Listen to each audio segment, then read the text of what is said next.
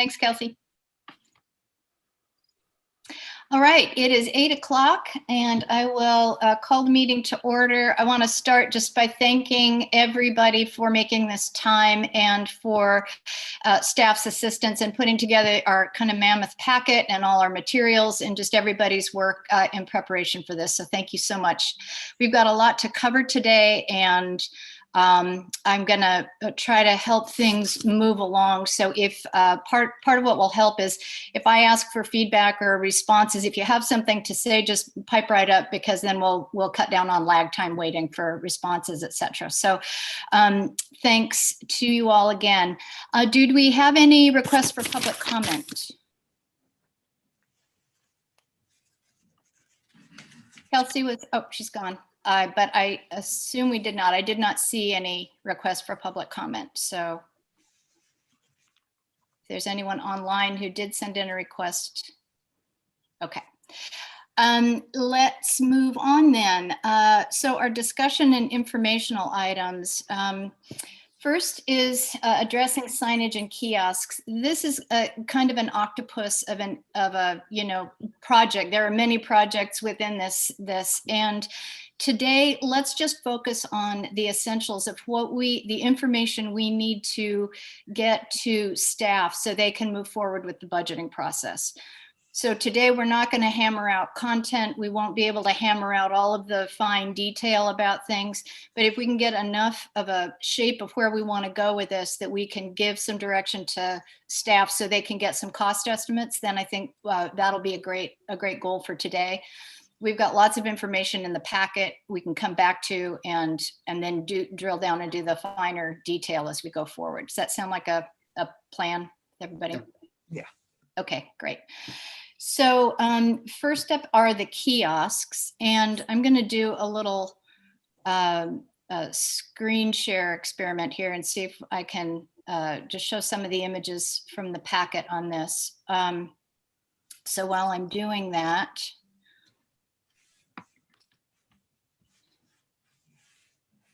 let me see if I can pull those up. I've got something brief to say on the subject that I can probably get in while you're bringing that up. Great. Thank you. I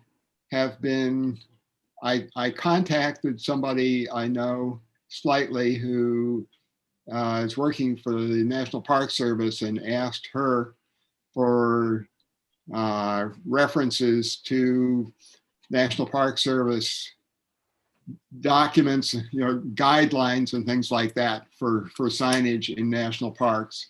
And I've got some of that. And also I've got a lead to somebody in the State Park Service for the same kinds of things. I think we may as well take advantage of the guidelines that they've developed, not that they would be binding on us, but that they reflect considerably longer experience on this. I don't have really anything to show here, but I will be putting together a packet of that.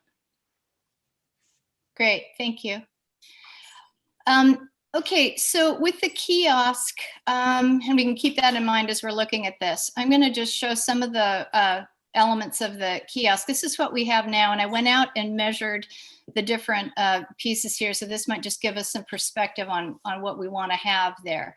As you know, we've got this kiosk that has been added to, and then we also have signs on the gate, and we've got the fire danger level over to the left across from the kiosk. So Stacy, do you want to say anything just about different materials and kind of what you've discovered there, and then we can talk about how we may want to format the signs.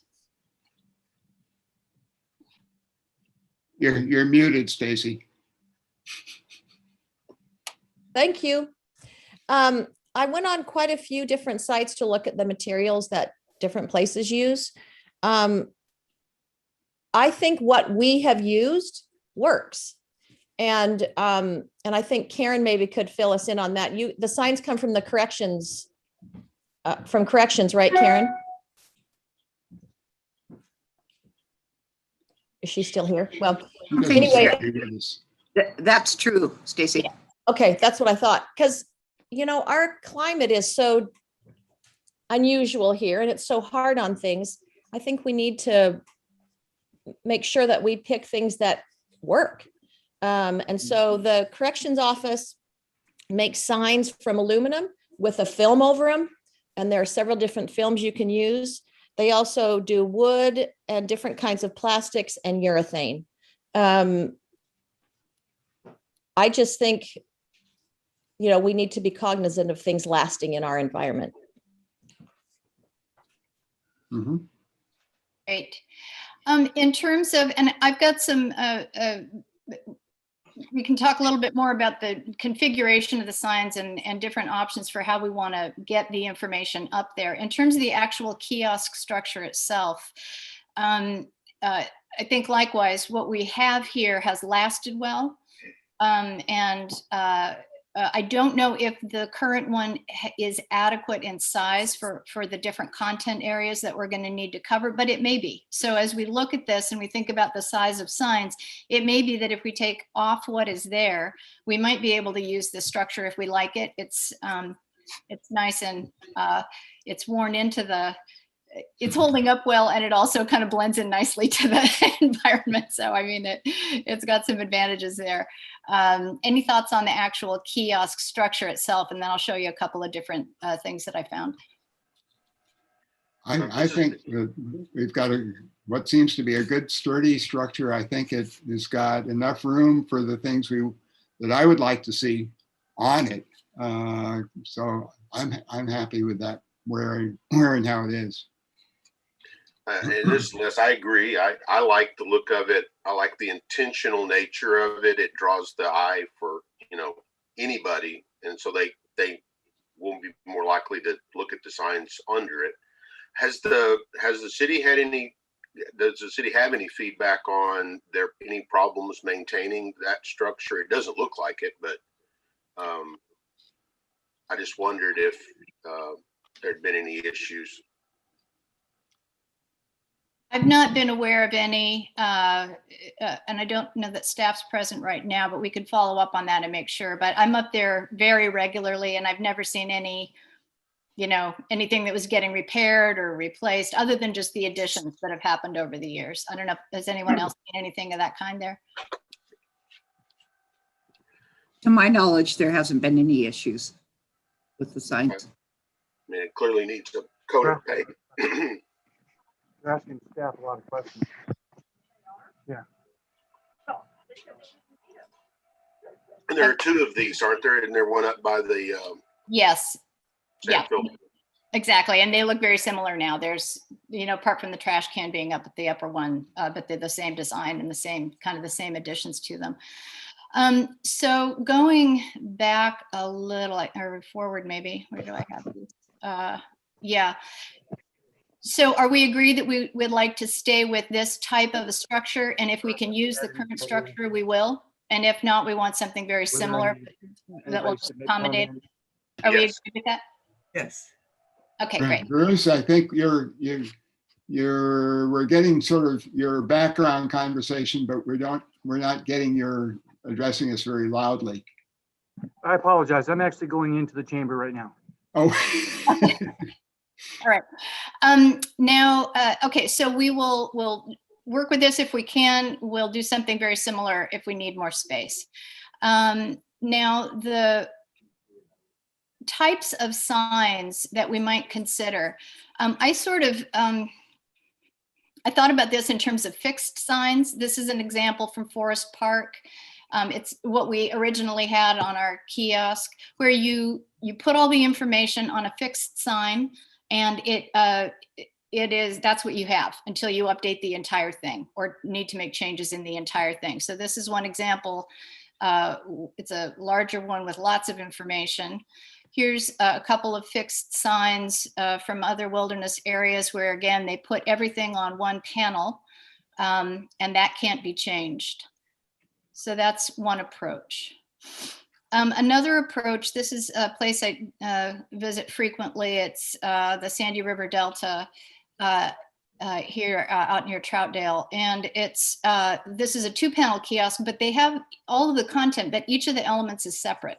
So if you needed to update one aspect of it, you could do that without having to redo the entire sign. And I think that's kind of de facto what we've ended up with, because we've added all the individual signs to the current kiosk. But this could be done intentionally, so we're drawing people's eye where we want it to be, and really organizing the information in that way. The other thing about this kiosk design, which I thought was kind of interesting, I don't know if we want to consider, but this has a panel over it that locks. So it secures the signs, but you can also open it and change them. On the other hand, excuse me, what we have, they're metal signs and they're drilled into the kiosk. So that could be perfectly fine for what we need. And they could still be changed if we did an individual elements version of it. And this is just a little more close up of that. So those are the types. I think we do have a good, going back to the sizes and the types of signs here, you'll see that some of the sizes are kind of repeated over and over. Sometimes they're, lengthwise and sometimes up here, but we kind of have 12 by 18. We've got 18 by 18. The one sign here for 18 by 24, this one, and the hunting sign. And this is an 18 by 24 on its side. So I think if we work with these sizes, these are probably standard sizes that the city can order pretty readily. And then if we look at the amount of space we have here on the kiosk, I was just playing around with some different configurations, but I think we could get 2 rows of 18-inch signs. Coming back here to are you guys all seeing the screen? I never asked. Yes. Right.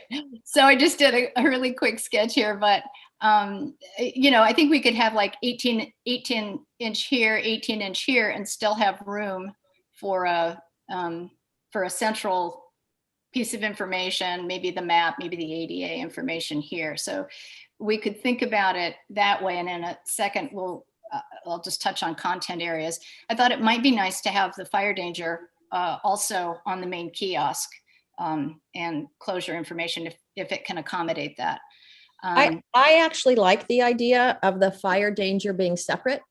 I think it stands out more and people can really see. And then I noticed on some of the pictures, there's also some restrictions down below to help people understand. And so I personally like it to be separate. Yeah, I was thinking of this in addition. I should have clarified. So yeah, because I think it is, you see that when you first come through the gate and it's right there, and it's very, that's the first thing that you're presented with. And I think it's really effective the way they have it. And they've got a space to post the closure notice. So that's great. So we may or may not want that, but just in terms of room, I think we might be able to accommodate what we need with the space that we have, but we can work that out. I saw a couple of designs where there were dog poop bags at the they're in a good place now over by the fire danger sign, but I also saw some versions where they were on the kiosk while people are reading. And then we've had discussion about maybe putting a trash can somewhere there, which isn't signs, but just we can put a pin in that for later. Thoughts about fixed signs versus individual elements that we can change out? I strongly feel, having finally gone around and taken can you see me? Okay. Yes. I strongly feel that our city's signage is, it's really confusing. It's ugly, I hate to say it bluntly. And I think that I think that we might want to invest in something more attractive that has all the information, like one of the examples you showed earlier, Jelaine, where it had symbols and all the information of things you shouldn't do, rather than saying no, no, no, no. You would, the one you had, I can't find it, but it had, a symbol, and then next to it, it could explain what that means. And maybe a color coordinated, I don't know. I just feel like when I went down to Ecola entrance and Tolovana, and it was a mishmash of signs, and I think it diminishes the effectiveness. People just walk right by it. And I know that the forest reserve is a little different, but I think we need to work on design coordination for all of this different access points. That would be my thought on it. Yeah, and I think you gave had a nice example in your information, Betty, about that showed one of those with the symbols down the left side and then the explanation. And I think that could be really useful approach. And I like the idea of integrating things. So we can come back when we're getting a little bit more detail. But that's a general. Okay. Yeah, I think a general note. I agree a lot with this, that we tend to have kind of a hodgepodge, and I'd like to see whether there is some sort of high level guidance of how to group signs and how, what kind of font sizing and all of that kind of stuff to get people's attention to the things that that we want them to particularly pay attention to, not distracting and so forth. And just, I think I can hold this up so you get an idea. One of the things from the design center at one of the national parks, they've got all of these kinds of, is that upside down now? No, no, don't do this kind of things that they can use on their and other parks signs. So we have a lot of those things available if we wanted to use them. And if it seemed like that was the way that we wanted to go. Certainly, I have thought about it. My initial feeling is that we want to have a relatively small number of signs, the ones that we really need, and without a lot of small print at the entry kiosk, and even consider having up by the water treatment area, having something with a couple of benches back to back, one looking out on the scenery and one facing the sign. If we want to have a lot of stuff to read, to have a place where people can sit down and take a rest while they're, once they've gotten there, they're ready to sit down for a few minutes. It seems to me that there's at least one bench there, but yeah. Consider whether we want to do something like that. Excuse me, Rob, just to try to keep us sort of focused on what we need for the budget. I think these are all great things. So I'm glad you're coming in now, because we're going to be coming back to this stuff, like what content do we need and how can we set it up? And I also, as you did, the symbols are great. I ran into some, just that, I think it was the Park Service, but talking about how do you direct people's attention to what's most important and how do you lay this out? It's almost like you're telling a story. We want people's eyes to land here first and then kind of move around the board this way. Or so I think there's information. I'd like to see that. Yeah, good. Yeah. So when we're talking about content, we can really do that. With this, this may be a good time to talk about content areas. Like, what are the essential areas we know we need to cover? And then that will let the city get an idea of the, number of signs that they might be looking at just for budgetary purposes. So on a little bit further, I'll see if I can turn my screen around here. But I think this is in the packet. Sorry, I did not know that when I fit things on a page in a different way that it would actually turn out sideways. Wrong way. Okay. Anyway, more times.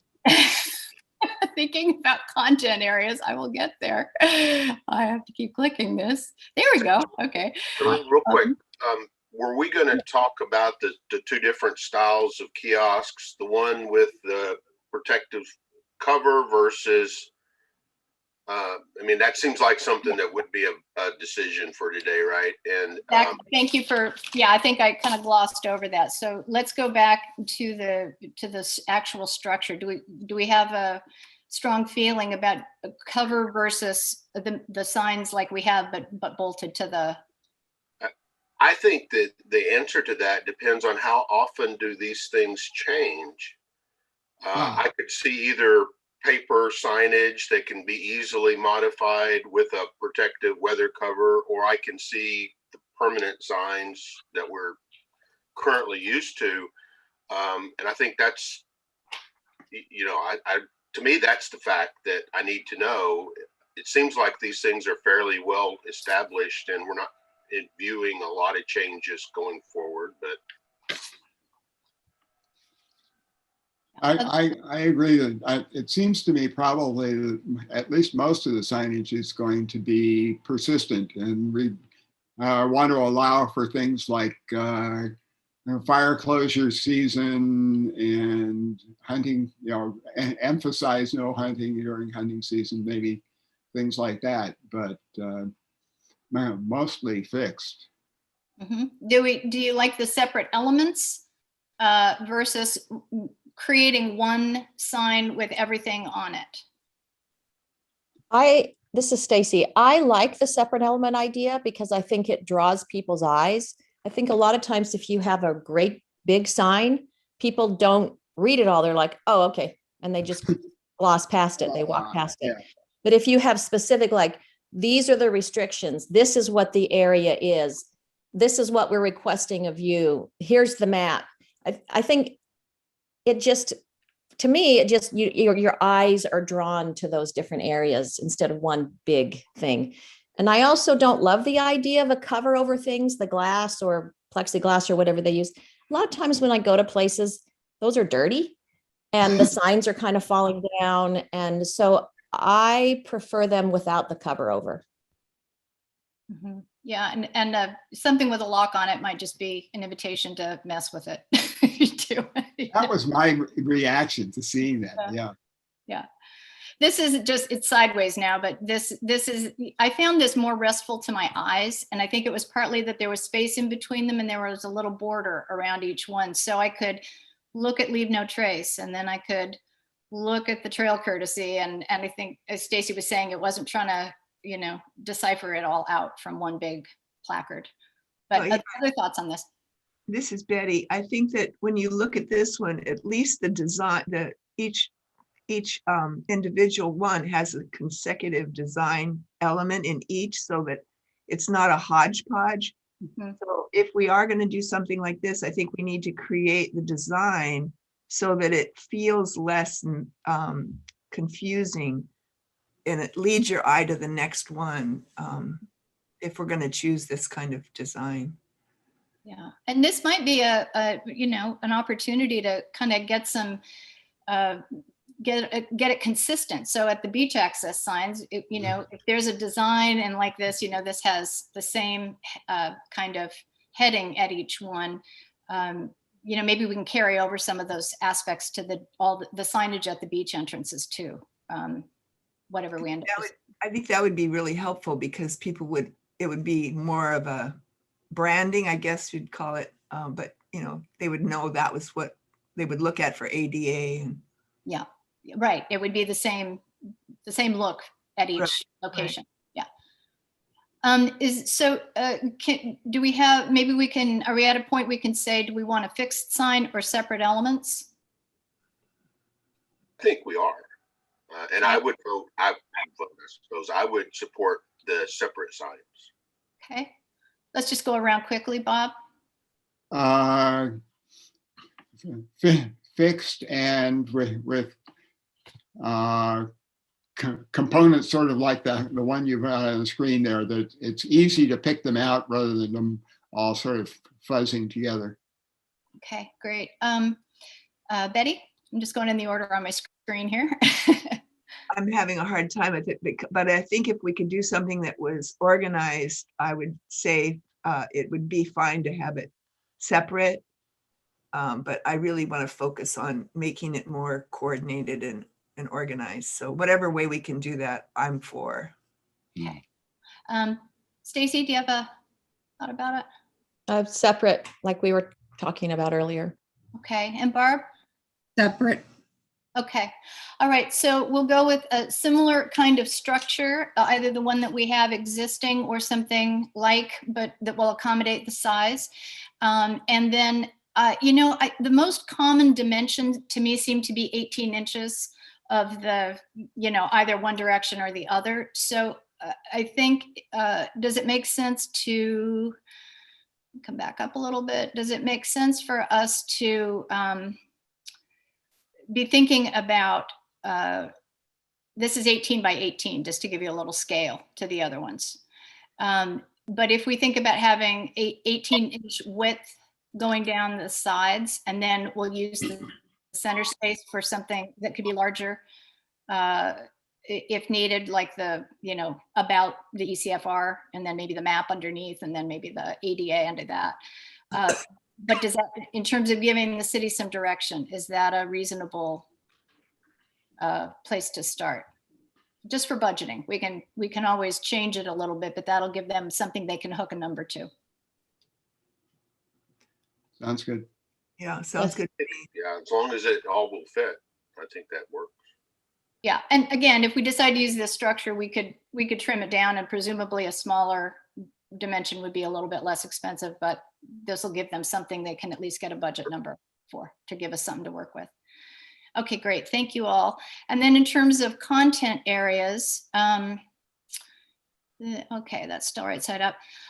These are the ones that, based on our previous conversations over the years about signs and what we have up there now, does this seem to cover anything that isn't covered here that you'd want to see included on the kiosk?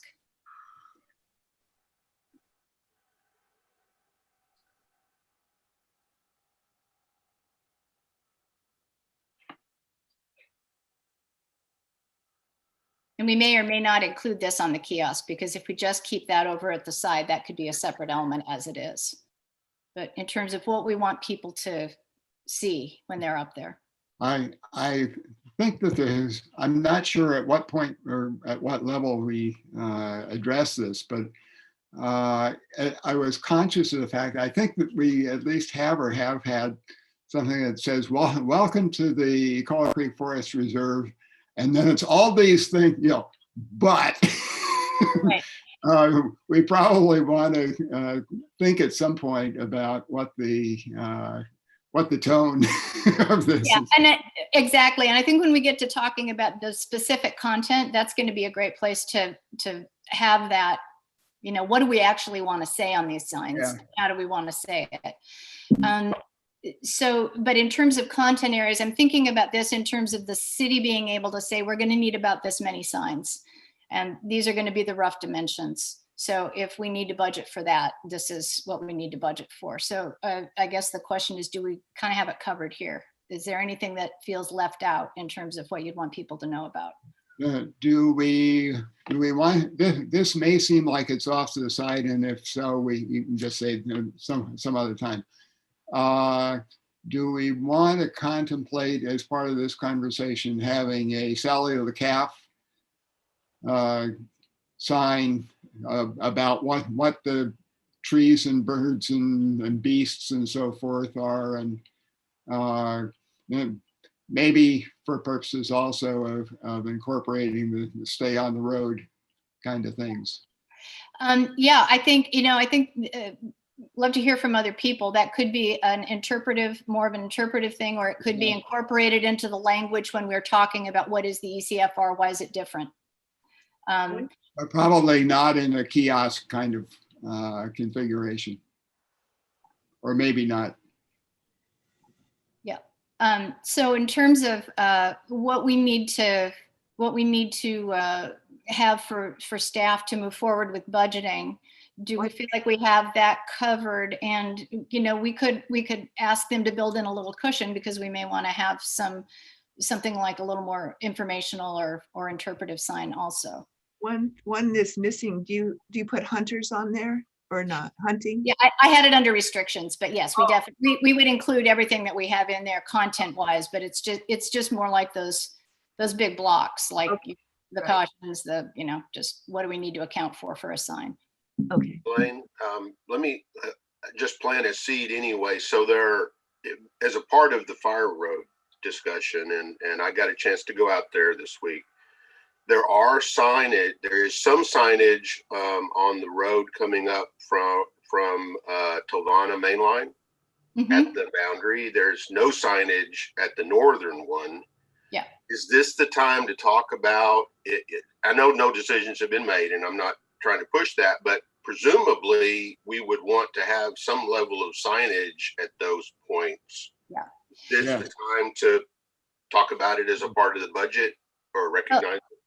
Yeah, I think border signs is part of it. And I'm just looking, I think we're coming up on time. So maybe we can shift from the kiosks a little bit, because border signs is one, and the trailhead signs are another that we had as part of the ECFR signs, and then the ADA signs. So let me kind of loop around. I think, Betty, you provided some really great image and information and suggestions. And it made me think, wow, this is probably going to be a more detailed conversation specific to the beach access signs and ADA. So maybe can I get a read from folks on, because I don't think we're going to have time today to go into that detail around the ADA signs. It's not going to be as simple as just putting one placard up and seeing where we need those. So if we think we're going to want to approach it like a more unified kiosk recommendation for the ADA signs, is that something we could come back to? But I want to get a sense, is that an approach everybody wants to consider for the beach access signs? And then we can loop back and do these last couple of areas for the ECFR, the trailheads and the border signs. I don't understand what the reference is to the beach access signs, other than that we don't want them to be the way that I haven't been recently, but the Gower Street access to the beach is such a hodgepodge. Right. We don't want that. Yeah, I was referencing, so if you haven't had a chance to see it, there's some great material that Betty provided with images of different access points, some of the ways that that's laid out, and then some really clear suggestions about how we might address that. And I think we're moving toward the idea of having a unified look with separate elements and trying to link that up across the different places. I think getting specific about that today is probably going to exceed our time window. So if we're agreed that's the direction we want to go, I think we can revisit that, but we can let the city know that's the approach we want. We want all of the information that's required. And so I think that will give them a sense of budgeting. Again, this is just about how can they link some numbers to the general direction we want to go with this, so they can go forward. So if we're in agreement on that, then I think we can talk briefly about the other two areas in the ECFR, the trailhead signs and the border signs, and then it would speak to what you were just talking about, Les, with those more remote areas. Sounds good to me. Jelaine, this is Betty. I have one question. On my report, I was talking about the beach access brochure that. Yeah. Would that be included in this budget, or would it be something separate we don't have to worry about? I think for our conversation today and for them to go forward with budget, I think it's more the signs. Okay. And then, but that I think would be a great adjunct to it. And my sense is that's something the city could budget to do as part of their informational program more generally. Okay, great. Okay. So the other couple of areas, the trailhead signs, I included an image here, unless I don't know if you found other ideas, but we had talked previously about having something that, oops, gone too far, something that would give people a "you are here" image. And when they're at the pedestrian trailhead, actually on all the maps, "you are here." And then this is a much more complicated map up in Forest Park, but we have, I'm not sure where this came from, but in our previous discussions, someone brought, I think it might've been Luann, brought this example of a really simplified map. So for the purpose of people coming into the ECFR, I think we don't need to show them all the topography. We need to give them the information they need to know where they are and where it's permitted to walk, basically. Yes. So it, shows the walking routes. This is not a loop, so we'd need to update this and correct it. But the idea of something along these lines, we talked about previously, and that could go on a trailhead sign here that could also give the cautions because we had also said we wanted to include, be aware this is an unmaintained trail. There could be downed trees. There could, all of the things people need to know if they're going to decide to take a walk there. So Les, did you have any other No, options?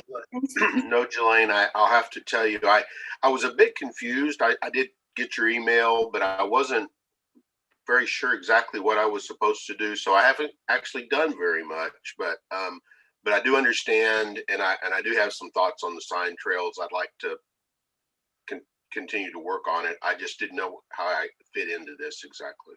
That's great. And again, I think that this content versus just getting the general outlines today is we're coming back to all this. We're going to have to talk about what in detail we want to say on each of these. Right now we have a post, I don't know if those of you who walk that trail, it's a post with the symbols. So it's like no horses and no bikes, and it's very symbol focused, and I think it works really well for that. The one thing it doesn't have is a map. So in terms of budgeting for the city, do you guys like this this look? It could be smaller than this, but this idea of having a kind of low profile placard that has the information people need, or are there other ideas? And then yeah, okay. We're kind of past our window here, so I want to see if we can focus on what we need to get to today, and then we can come back to it. So I like this sign idea. I think that's attractive, and it's practical. It works for what we need. I would agree. So if we went with a kind of as low profile version of this as we can get, that will allow people to get the information they need at the trailheads, that for budgeting, is that a direction we want to go? Yeah, but I wouldn't recommend metal. I mean, I would want to talk to people who have done signs up there to know whether the metal is going to work, or if wood is better, just what is going to last and what is going to be the least amount of work for staff. Okay, well, maybe that's something staff can do too, is they could get, a budget look at a metal version of this, kind of using the materials of the kiosk, the, posts and placard, and, because it could, and then see what the metal is. But we can budget accordingly. Jelaine, this is Bruce. Can I make a comment? Sure. Okay. I don't know. I think I might be a little bit confused, because I had thought that we were not trying to get, I'm going to take this off because I'm the only person in the room. That we didn't want to necessarily promote people like hiking and going up into the ECFR. Yes. And where I'm going with this is that the chamber is starting a campaign about, hiking around Cannon Beach. And what I want to talk to you folks about is, should one of us, or should I go and talk to the chamber and say, please don't hype this up, because that's not, what our intent is. There's a lot of other places you can send people, but we're, trying to accomplish some things in the ECFR. So that's one part. But then I want to make sure that I'm still on the same page on that, because it sounds like we're doing a lot of things to try to make it easier to get more access into different parts of the ECFR than what we're doing now. So yeah. I just want to make sure we're on the same page. And also, I am concerned if the chamber does go ahead and promote, because that's what they did to the beach on the north.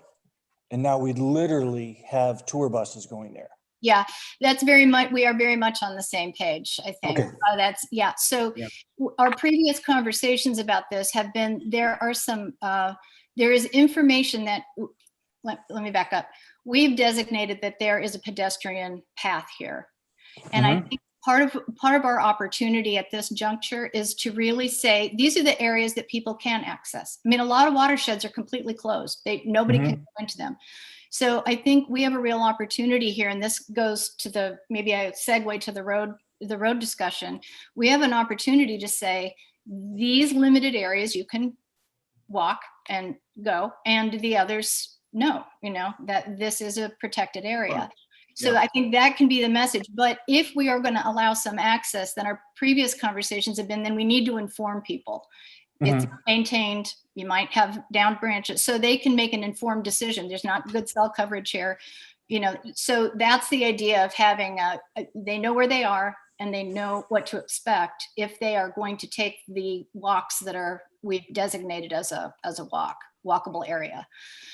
So that was the only reason, but not to promote it. And I think that's been consistent with all of our conversations because it's not a recreational area.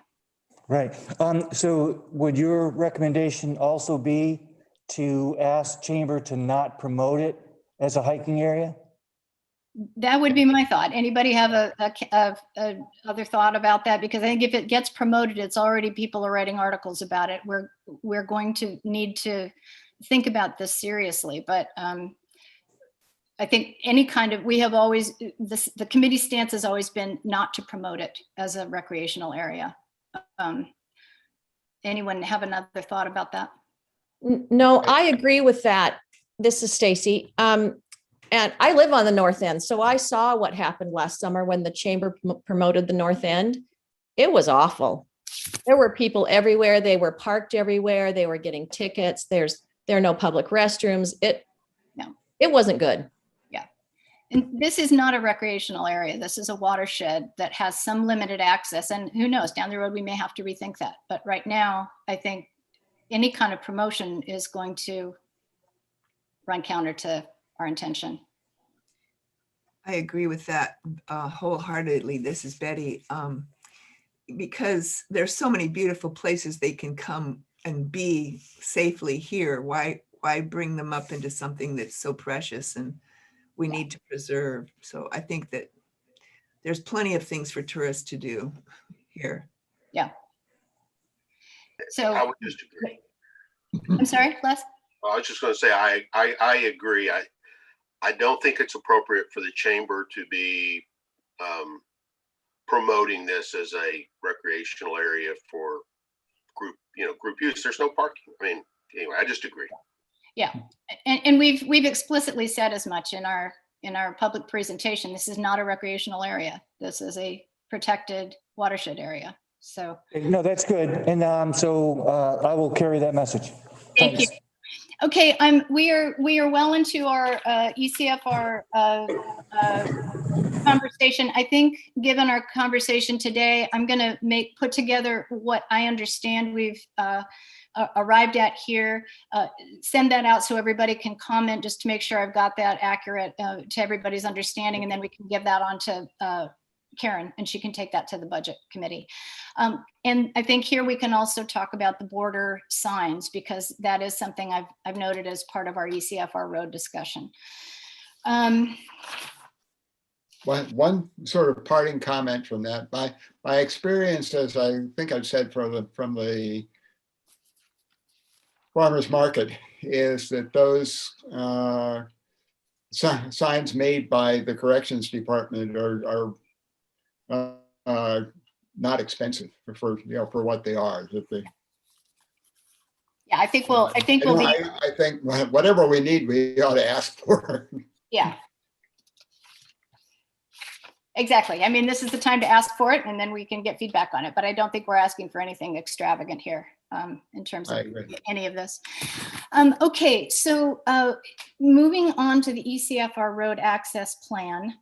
I want to frame this today just by letting folks know. I'm going to get out of my sharing screen. And I'm going to pull up something else here.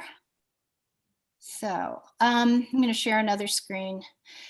I'd like to start just by getting a sense of where everybody is on this. We will be going in front of council again on on the 13th of April. And I think a good place to start is to see where everybody is. I'd like to go around and get a sense from everyone where you are with the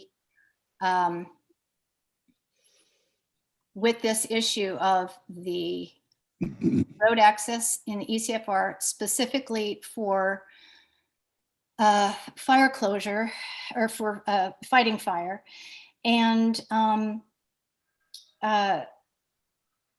you know, the committee made a recommendation and it's based on the information that we had when we completed that review. Staff has brought this up and with a counter proposal, a proposal that where we have been considering. So I've got some images here to share in a little bit, but first I just want to go around and hear from everybody. Where is everybody? I've had a chance to see at least a couple of snapshots of the ECFR. Sure, everyone's been thinking about it. So if we could take just a short period, just a quick check-in. I'd like to kind of get the temperature of everybody and kind of see what your highlights, what your key points are, and then we can have a little bit more discussion in the context of what we're being asked to consider here. So Barb, do you want to start? Of course. I think most of you know that I feel very strongly about protecting for fire danger. I've seen the devastation that fires can create. What I think we need to do is take a balanced approach. I think ultimately we all have the same goals, and we need to work on a compromise. I do not want a network of the reserve. I do want it protected. Okay, thanks. Betty? I agree with Barb completely. And I heard Barry Sims, and speaking of I think he's rethinking the whole power lines area as far as fire danger. And so my thought was maybe we could have a consensus with Barry and OWEB talking about just as limited access to the most dangerous places, something like that, so that would keep us from having lots and lots of roads up there. But just my son-in-law is a firefighter, and I know I don't want to put somebody's young life in danger trying to fight a fire to protect our water. But I also want to protect the land that we are, it's such a precious place. So some kind of consensus with, I think Barry needs to be somebody we talk to, and OWEB, as we move forward and make some kind of compromise. Yeah, thank you. Yeah, and OWEB is going to need to approve anything before it goes forward, that they have the final okay on any plan. Les, any thoughts? Well, so I believe a compromise position is going to be the right place to end up. I don't know how to weigh the differences between protecting this versus, the fire risks, and there's a lot of conversation.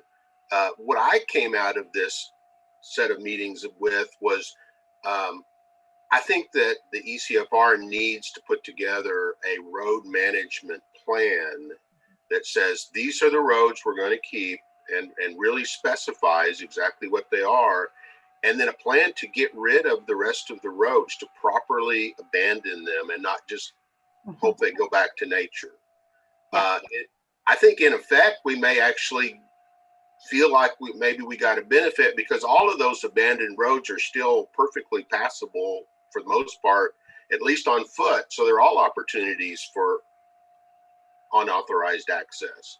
But ultimately, I agree with what's been said.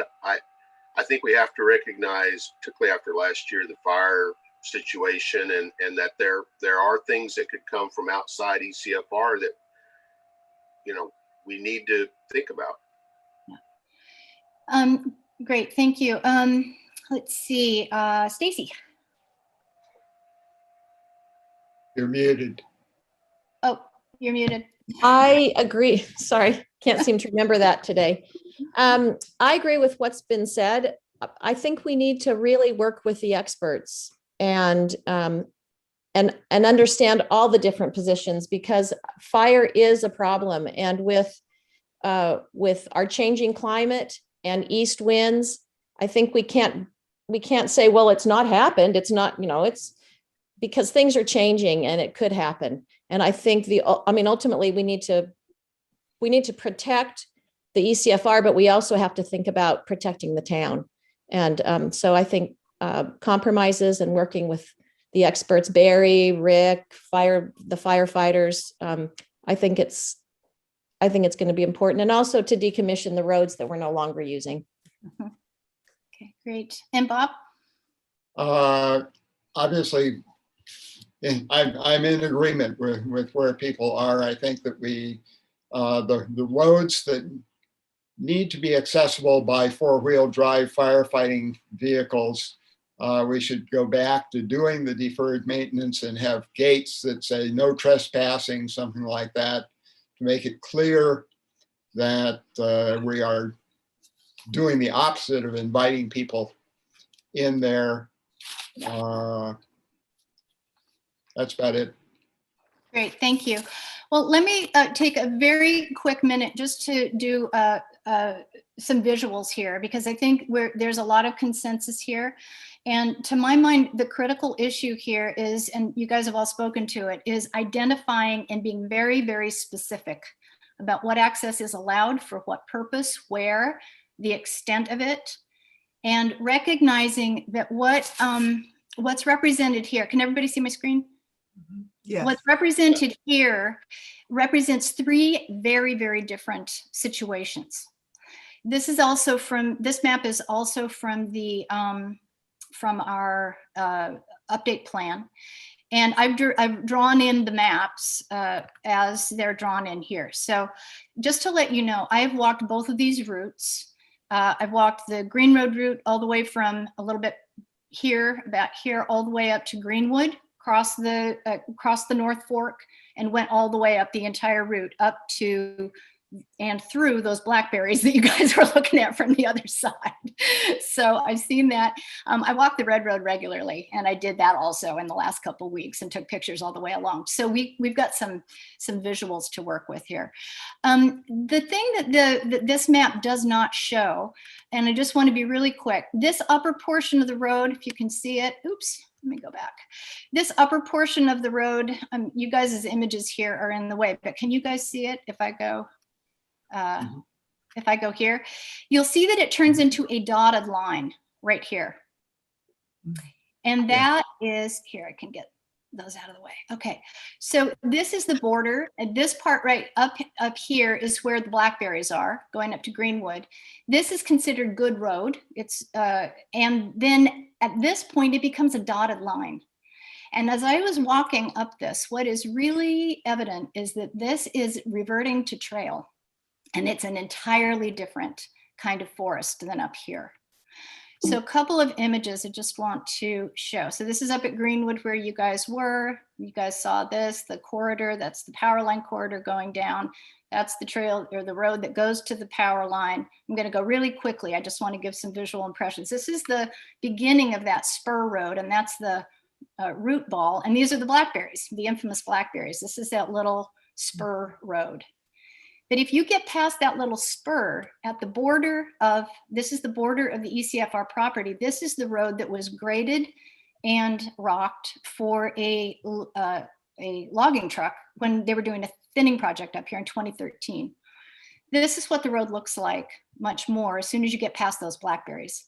It's a well-established road that could certainly provide access in the way that the city's asking. But as you start going further down, that's marsh grass. I took a picture of my stick at the point that the dotted line started. So you can kind of compare how it looks up here. And then after that you get something much more like this. It's very, very wet. It's reverting to trail. It's marsh. That's water. It's a tributary running right across the trail. That is a very different proposition. If they're talking about trying to rock that for a pickup truck to go down. And I think we run into real issues with habitat and also what's needed. That's a very, very different situation. So I'm going to move past these and pause here. It does intersect the power line further down. That's marsh on either side as you get going towards the North Fork. So I want to point that out because the initial, oops, I just lost that. The initial map that the staff provided doesn't show that great variability.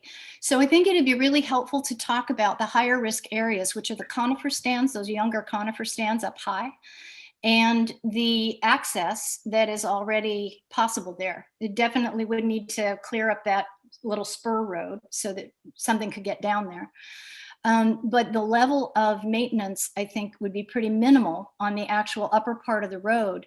And that upper part of the road is the part that is in that conifer forest, where a fire is much more likely to take hold. So that's the first thing I'd like us to consider. And we can talk about the Red Road in a second. That's already a fully functional road. It's got tire tracks on it. I can show you some images there, but I think some of you guys anyway got to walk part of that too. So with that in mind, any thoughts about that, just in terms of how that might influence your thinking on the access? Yeah, Jelaine, so and I don't mean to speak for Rick Hudson, but we talked specifically, he and I, about that. Is it the Green Road that comes from the north? Yeah, that's and exactly how far it would need to be, and I don't believe that he felt like it needed to go down into the wet. He specifically said it didn't need to cross the waterways, and I believe that at this point, he believes that it's just that first part of the road that's very critical to him to get down what otherwise is pretty much an impassable slope from, that pad that you showed us a picture of. And I think he would like for, the experts to go down that road and determine where they would like to see that turnaround area that he needs for access. But I didn't think he needed to go all the way into the riparian areas. And I think I'm very comfortable I understood that. Great. I'm glad to hear that, because it wasn't clear, and it certainly isn't clear. They have it labeled as proposed Road B, and it extends all the way through the riparian area under the power lines and quite a ways beyond that, ending in a really remote area of the reserve. So I think those distinctions are important, and getting clarification on that is really important, because it's a different universe when you're walking through it, for sure. So thank you, I appreciate that. Really agree. Other thoughts on that?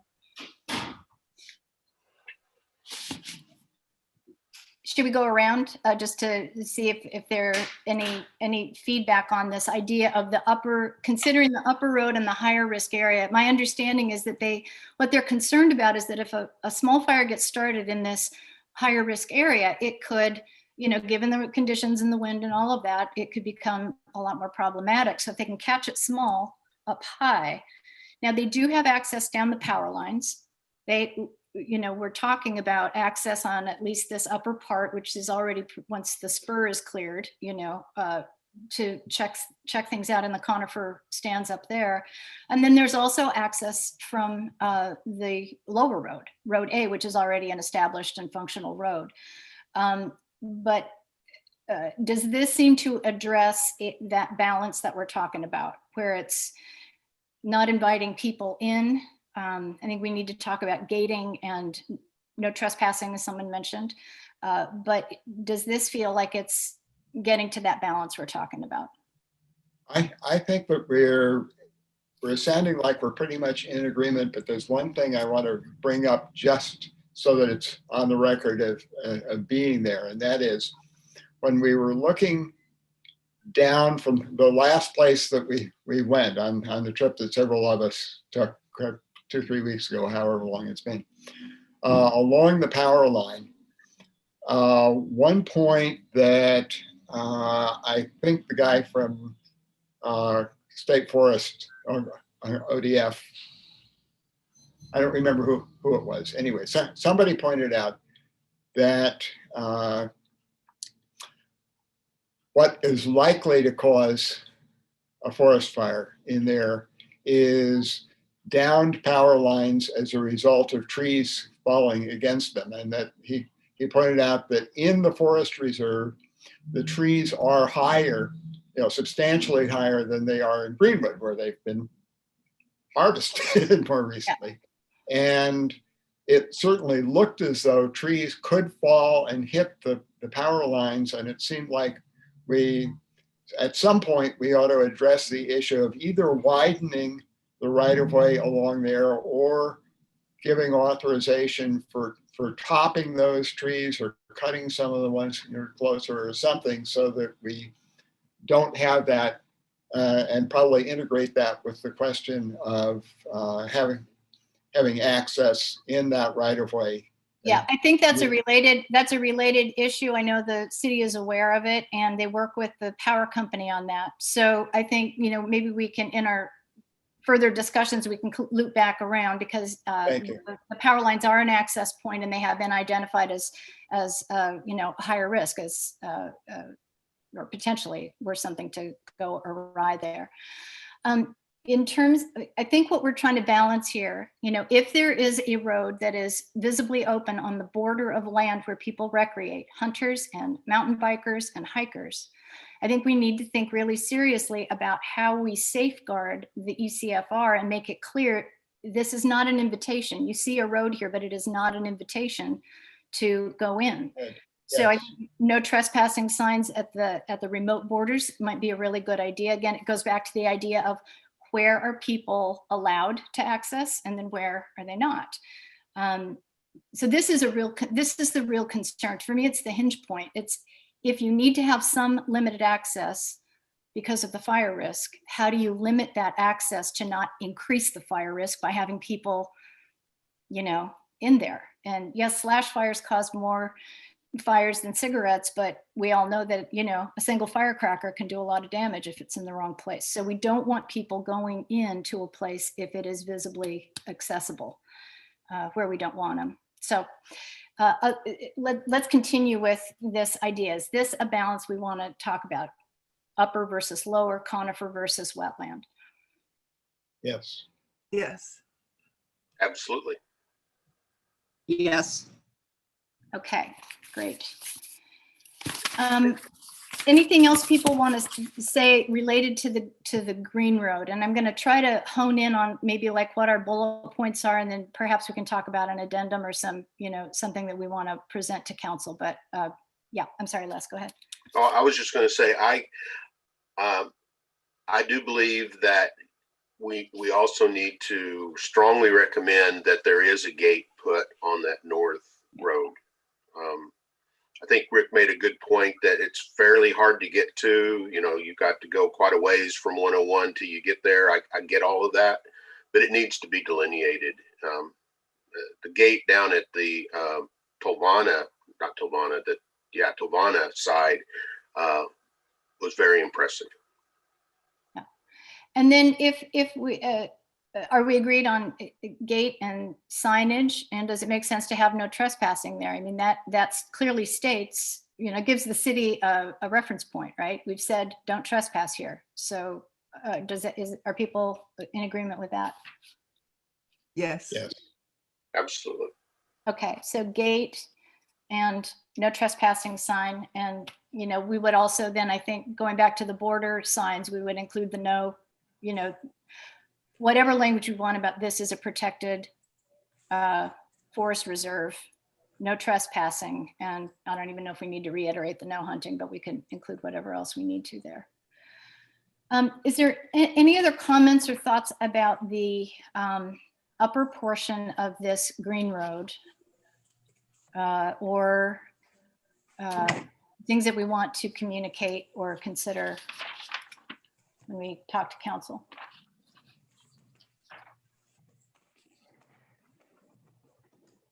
I just think we should keep Barry Sims. I mean, he's the one that I think would be able to guide us in what the best access would be.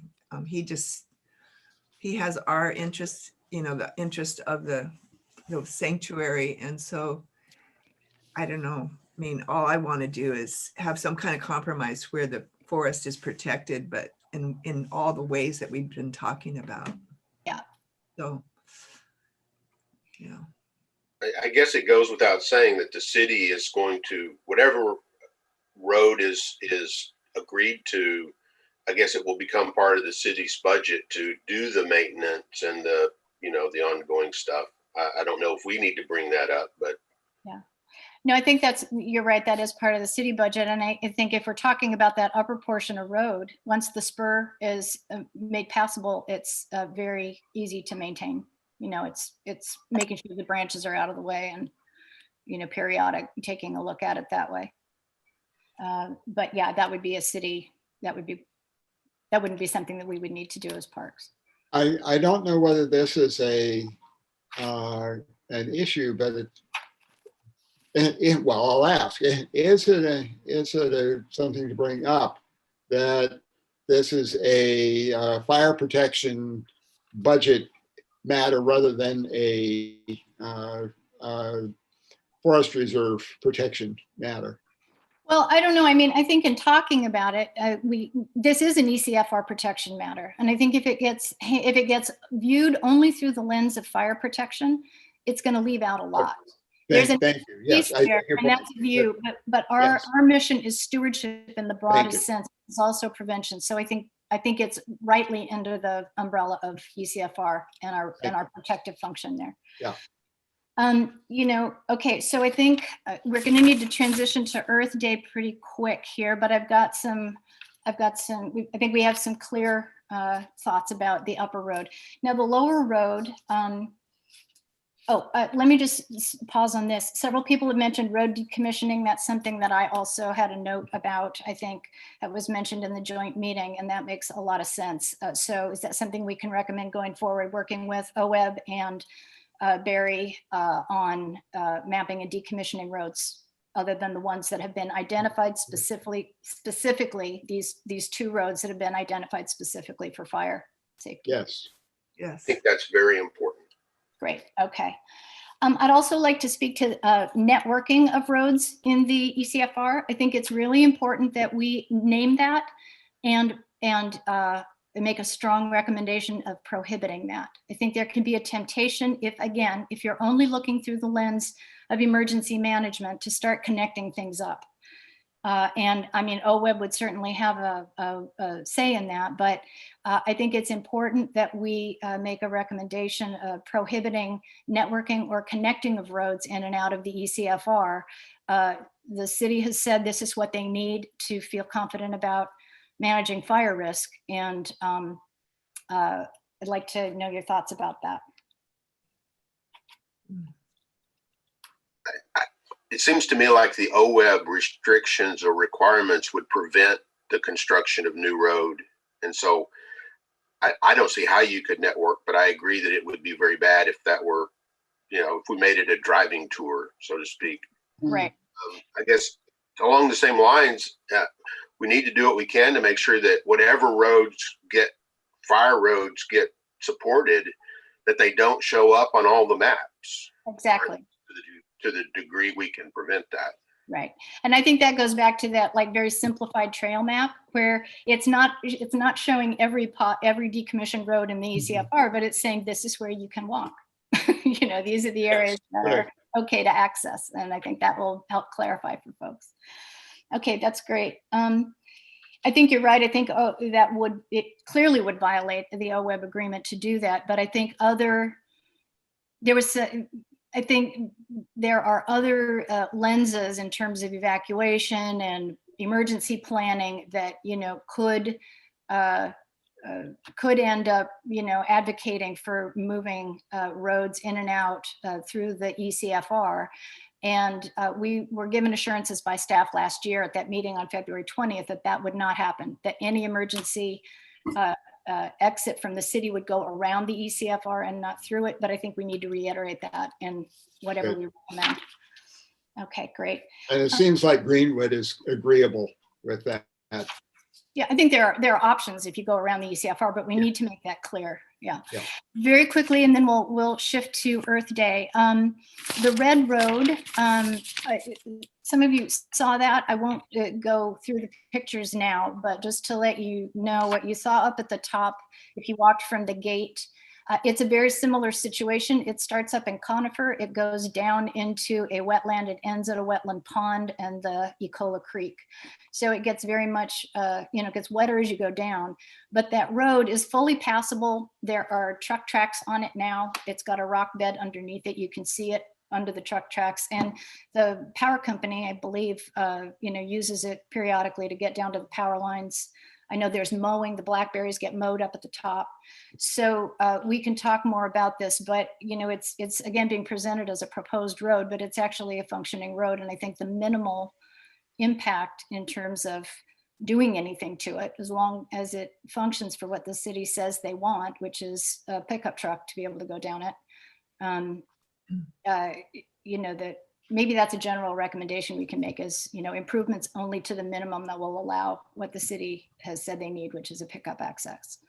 And then specific to that, as it does get down, it ends up, you can easily access the power line corridor. So if you're not familiar with it, as it heads down in its last section near the wetlands, you can just take 2 steps off the trail and you're in the power line corridor. It goes right along the power line berm. So there's easy access to that section from Road A.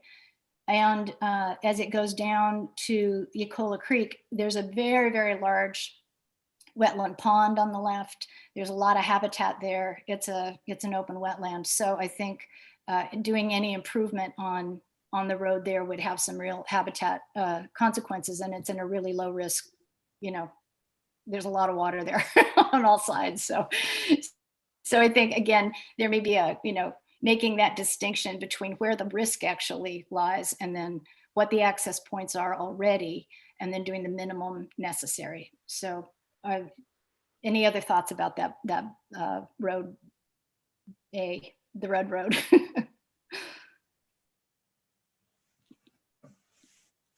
I think it's a good example of the level that maybe the road on the north end should be brought up to. I think my understanding was that Mr. Hudson was pretty happy with that road in its current condition. Is it possible, Jelaine, that we as a committee could basically take the map with Road A and B and mark where we want it to go no further and provide that feedback back? I think that's what needs to happen, but yeah, it seems like probably we're at a point to be able to agree to something like that. At least I am. Yeah, and I think that speaks to the very beginning point, which is, I think our job is, if there needs to be access, is to be really specific. Where, how far, how much, for what, and what the limitations are on it. So I think that would be a great thing to do. Is everyone in agreement with that, or other thoughts about that? Yes. Yeah, yes. Okay. Okay, I will put together what I understand we've come away with from our conversation here, so everybody can look at it before we get to the council again. But thank you all so much. It's a huge topic. We're not done with it, but I think we've made some headway here, and I really appreciate it. Thanks to everybody. Okay, Earth Day. I'm going to turn it over to Barb here, but I think we may be in a little bit of a transition point here with this. Just in terms of status, where we are in the whole, COVID arc and what's feasible and not. So maybe we can have a little bit of a discussion about that, and then hear where people are generally, and then with anything that's been done and planned. So Barb, I'll turn it over to you. Okay, thank you. We have 12 minutes to talk about the. And And I'm gonna just ask, I think we can go another 5 at least. We need to have the window here. And so this is our time to talk. I So think let's, some people let's need to get to work. So very quickly, I think this year we should try to do as much as we can with safety of the community and at the forefront. And anything that we can't do, I will fill in those days with some virtual activities as I did last year. And so I thought what we would do with the time we have today is go to the 3 people that are have been in charge of different areas, see what they have come up with, and then at the end summarize what our activities are going to be, and then call it a day or 12. So Jelaine, do you want to talk first about the parade? sure. The city did say we needed a permit, so I filled out the permit, though it was largely saying this is a city event. So, but they have the permit, it's in. I have not had word that it's been okayed, but I don't see there would be a reason not to. In terms, I do have really mixed feelings, just, where I think we're in this kind of hinge point. I noted in the packet, Barb, the waiver, and I don't know if everybody, who wanted to walk in that very short parade would need to fill out that waiver, but maybe you can speak to that. Is that required for anybody doing any of these anything? I think the city needs to respond to that. I don't. Is there a city person here? Did you want mute? Yep, we're here. Yeah, okay. Yeah, I'll look into that. I don't think it's reasonable that we are handing out waivers at the beginning of the parade. We'll find something. But that is one of the difficulties of something becoming a city event. Right. Yeah. And that waiver was initially recommended by Ashley, our attorney, as to try to, make sure the city has its bases covered as far as any, potential issues. And like Jelaine said, it's kind of a weird time that we're in right now with the COVID and, things that we haven't dealt with before in regard to hosting a 12 days event. Could I ask who's speaking? I don't know who that. Kelsey? Sorry, it's Kelsey. Okay, thank you. I know we're tiny on the screen up there. So if we were to do a parade, one thought that I had, and I actually ordered a bunch of some big long sections of cotton clothesline. The first image that came to my mind was we could tie knots every 8 feet, and people could hold on to their knot, and that would ensure, and if the clothesline is taut across the road, that will ensure that everybody's 8 feet apart, and that would allow 3 or maybe 4 people to walk in a line, and same thing, would space the lines out. We generally don't have more than about, I think, 15 people, and it's walking for a block, so it's a very short parade. But that was my thought for doing the keeping the spacing in a way that's sustainable and doesn't require a lot of stuff. And I think that would meet the requirement as long as we make sure that people do that.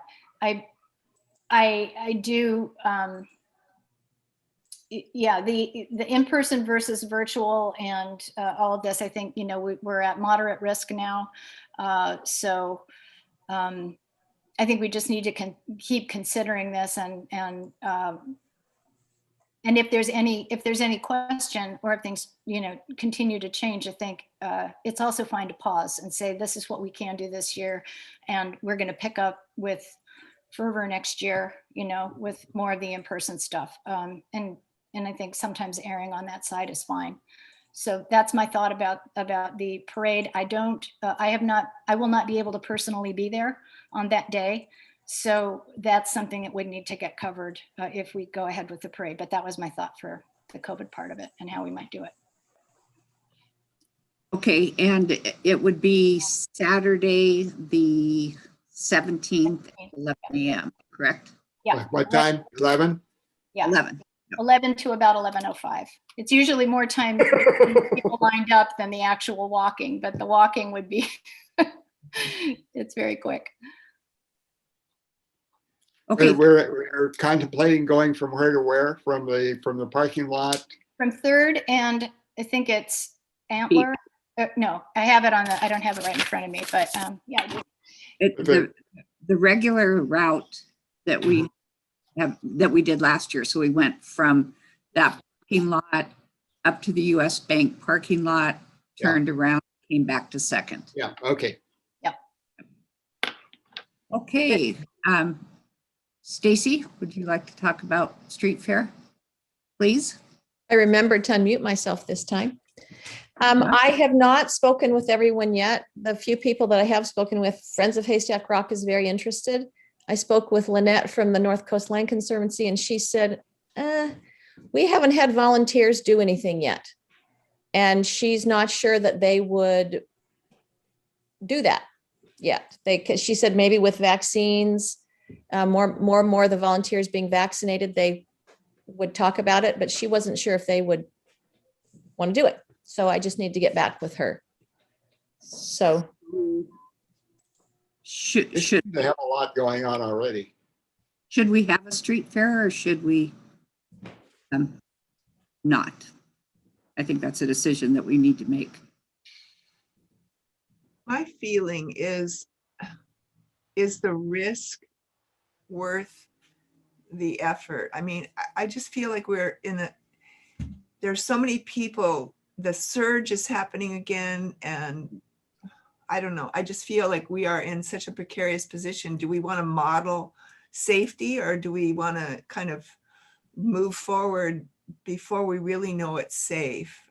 So I'm erring on the side of let's just model safety and not do it. But I mean, I hate to say that because I love Earth Day and I've always done Earth Day, but I don't know. I mean, when the people come by to talk, are they going to be in? I don't know. It just depends on how everybody feels. I'll vote with everybody else, but I do have concerns. So maybe that's something that we need to decide now is if we, I think we can safely do the shred event. And it seems like a lot of people have been asking me about that, but maybe everything else we should do virtually for this year. A week ago when we didn't have any cases, I thought we would be able to do this. I'm not that optimistic right now. Yeah, me too. I've got a list of potential events or events that we've had in the past that I think I can go through pretty quickly after we've after we're finished talking about the street fair. But I think what on the table right now, we need to decide on the street fair and the parade. yeah, In person versus virtual. Is that kind of what we're? Right. I think parade, yes, street fair, no. I would prefer to hold off on the in-person and err on the side of doing a virtual and maybe having some physical presence of Earth Day. Maybe we could put that energy into having, posters or things that people can have a presence about Earth Day around the town. So as people are walking around, and we can have Facebook and stuff like that. That's my. So maybe not the parade either. It sounds like you're saying. I think if we're not doing the street fair, it's asking people to make a decision about coming out, and that's my preference. The Earth Day parade is certainly pretty minimal at the best of times. So. Yeah. Stacy, you're muted again. Les, what do you think? Well, I really struggle, Barb, with balancing risk versus reward. I agree. I don't know. I do kind of like the notion that we're modeling the proper behavior in this time of uncertainty. So I would go with the committee's consensus, quite frankly. But I did like the notion of, instead of having a manned booth, that we put together potentially some poster session kind of materials that were around town and very visible, that people could at least walk by and look at. seems like that might be an okay thing to have. Frankly, I like the street fair much more than I participated in, much more than I have the parade. So I have feelings about it. So, but I would just go with the committee's consensus. Okay, so it sounds like we're going to go virtual, except, and let me know if you disagree, except we will have the shred event, and that will be on Friday, April 16th from 10 till 2 in the Midtown parking lot. And my vision for that is we'll kind of do it like we're distributing food at the food pantry. People will stay in their cars, and we'll get their, or we'll have them get out of their car in a safe location, put their shred material, and then we will, so I'll need volunteers, but we'll need, then we'll get it to the shred truck and shred it. What Yeah. day was that, Barb? I'm sorry, Friday, April 16th, April 16th. short weeks from today. Phew. 10 till 2 in the Midtown parking lot. Okay. Well, I- I could help you with that. Great, thank Yeah, you. Actually, we'll have a meeting the day before that too, right? Yeah. So we'll iron out the details. In the past, Columbia Bank has been a sponsor and they've provided a staff member for volunteering, but they are short-staffed in their Seaside branch now, so they are not going to be able to help us. So we'll need to round up some help. And then I will send all of you in a couple of days a suggested list of virtual things that we can do that we'll post on Facebook like we did last year, or that I did last year. And if anybody has any input, I would appreciate it after I send that list. And then I'll send you the list that I've got that I was going to read. I don't think I need to go through that now, as long as you'll see what I've looked into and thought about. Is And that what- the one that's in the packet? Excuse me. Is that the What's one that? in the packet? Is that the one that is in the packet, Bob? I yes, don't think so. Yes, it is. yeah, it is. Oh, okay. Somebody else has Yeah. downloaded a more recent packet than I did, I think. And It'll be updated. And the organizations that are doing something, for example, Friends of Haystack Rock and the library lecture, we'll make sure that those things are publicized on our Facebook, Good. city's Facebook page for the event. And then be ready to have a spectacular one in 2022. One of the things you had last year, though, or not last year, but the year before, was planting trees. That seems kind of safe. Could we do something like with children or something? I don't know. I mean, I guess I've participated in those too, but I would say let's leave it for next year. okay, all right. And plus, we can always plant trees. It doesn't have to be during the 12 days. So Okay. if All if right. things improve and we want to maybe, like towards the last day of school or something in Okay, June. we that would be great. will do Okay. that. I just had a thought. I loved Les's thought. I wasn't thinking this specifically about having unpersoned tables, but having information. So, I mean, if organizations want to, maybe there are places that they can have information about their organizations that people can pick up a brochure or something like that. So but without requiring, in-person contact or posters, as Les said. And then I just thought about, we just gave the recommendation for the Heritage Trees program. And so maybe there's a way we can highlight, or the folks who are working with that could highlight the heritage trees and make that some kind of a visible, presence for people to see, so they can learn more about this program that we hope is going to be coming to the city. Great.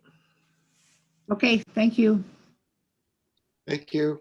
Thank you all. Hey, look, it's 9:29. How did we do that? I'm amazed. Okay. All right. So is there anything before we go to good of the order that you would like to make note of or that you've thought of and would like me to stick a pin in or be sure and mention in my notes that I'm going to get out to you? Well, this is kind of on ADA because I got into the weeds and I looked at things from the city chamber. They have a magazine and then they have a handout that they give people, and the information doesn't even have the right name for Nikus Park. So I just think if you want me to, I can be the ADA person that makes sure. I also found that the wheelchairs in the, there was a wrong information on the city in one page. And so that's going to be updated, but then the chamber had wrong information. So I just think there's a need to have somebody be head of this and make sure that the new push to get ADA information out is concise and coordinated. So that's just something I found on my research. So That would be great. yeah. Yeah. And I think, as we're coming back around to these things, we can decide like that. If we have special area of interest, we really want to kind of be the point person on. And I think a message from today is definitely, let's look at getting more consistency, updating maps, updating brochures, just making sure that the informational side of anything that's kind of under the parks umbrella is consistent and visually clear and helps people get the information they need. So, All right. anything else before we go to the order?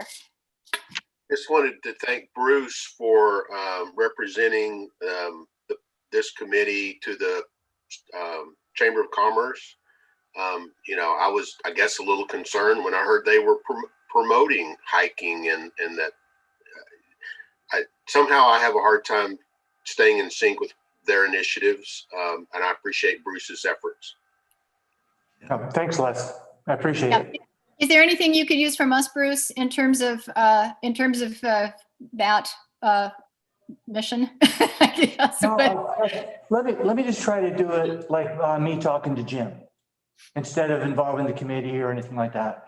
And I don't know that they were going to do anything with the ECFR, but I do remember that we were surprised when they put some stuff out about the north end, hey, this is where the locals go. And then we got tour buses. So yeah, exactly. Okay, great. Thank you. Go to the order. Anything we have there? And Jillian, I do have one comment. I sat through, I listened to all the comments and things. I appreciate that you folks are going to be putting together a map.